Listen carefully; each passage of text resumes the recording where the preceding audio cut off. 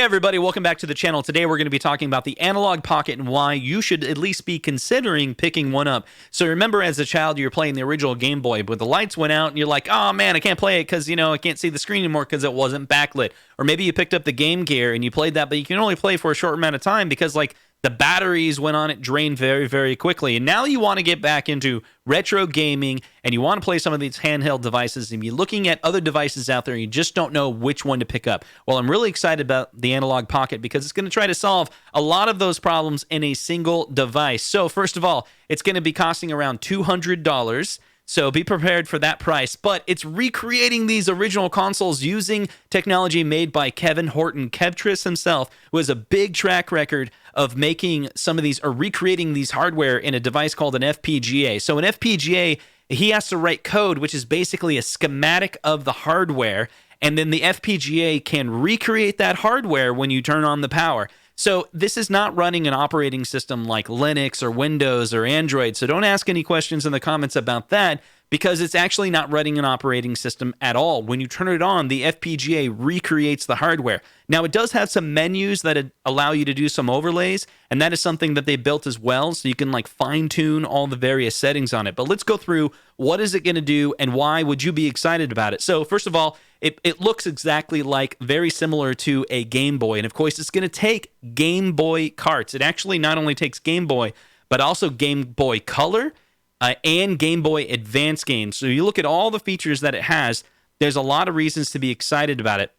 But also, it's something that you can dock to a television. That's right. It has a really high-resolution 1600 by 1440 that you can output, which is technically HD. So you can play these games on a modern television on a dock that not only will output HDMI, but it will recharge the battery. So it's kind of like a Switch, and it has a handheld that you can play the games on, and then you can dock it and play it on your television. So very similar to that. But a Switch is really hard to find. Now, of course, the Switch is going to have a lot of modern games on. It's going to have all the support from Nintendo. So there's many reasons why you'd want to pick up a Switch. It's a fantastic device.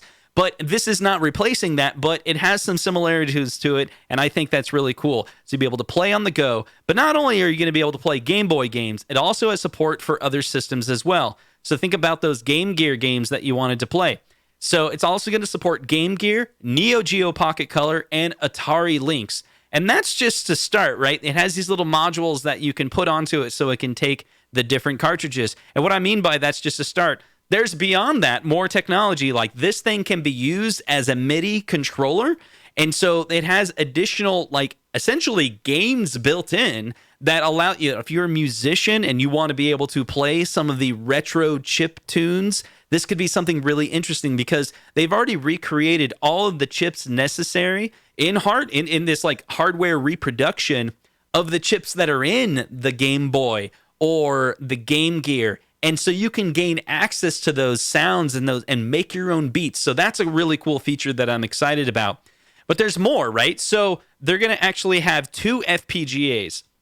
One FPGA is closed to them, and so that's going to be running all of their technology on it. But they make a second FPGA that allows you to build your own games if you wanted to get into that. And they're partnering with a company that makes this software called GB Studio.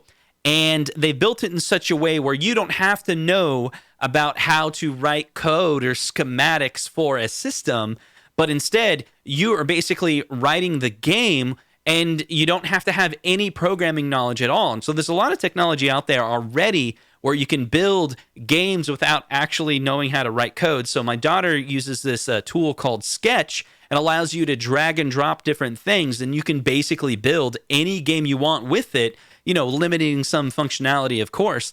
And that's what this technology is going to be similar to, where you can recreate your own games. Maybe you wanted to build your own adventure, make your own sprites and then insert them into the game, but you've never known how to do that because you didn't know how to code. Well, now this is also going to be a device that you can do that and make those games available to other people. So just another reason why this is super excited. Now, I do want to mention that the actual dock itself is not included. So you're going to have to pay $100 more for it.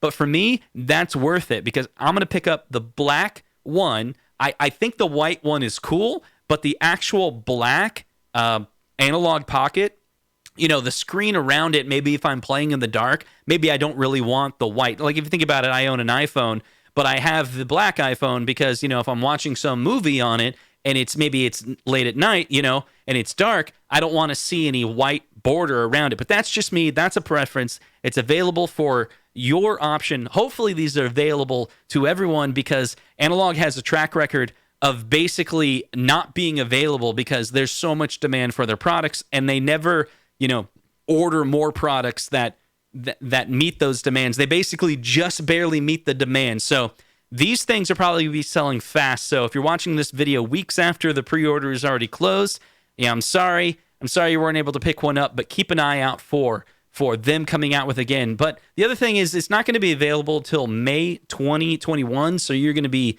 paying $200-$300 for that pre-order, but you won't be able to, it won't actually ship till May 2021. But I'm telling you, I've waited a long time for some of the earlier Analogue products. So when it finally came, I was very, very happy with it. If this is the first time you've seen a video from me, please subscribe, hit that like button, watch the 1UP Weekly podcast, and subscribe to that as well. And we'll see you on the next one. Take care, guys.